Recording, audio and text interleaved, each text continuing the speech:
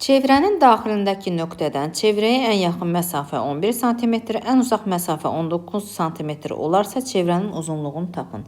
İlk öncə çevrəmizi çəkək. Biz çevrənin uzunluğunu tapmaq üçün bu çevrənin radiusunu çəkməliyik, tapmalıyıq. Çevrənin daxilinə hər hansı bir nöqtə götürün. Bu nöqtədən çevrəyə ən yaxın məsafə, bax, qısa məsafələr. Elə bir həmin nöqtədən çevrəyə ən qısa məsafə bax bu hissə olsun.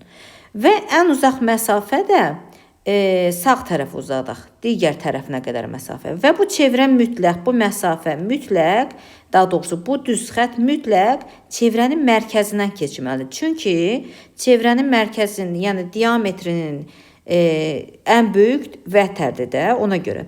Bura çevrənin mərkəzi olsun. Bu da götürdüyümüz hər hansı A nöqtəsi, bura bir B qoyuram, bura C.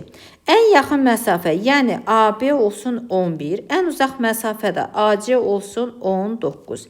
İndi BC məsafəsini tapmaq üçün BC bərabərdir 11 üstə gəlinsin 19 bərabərdir 30.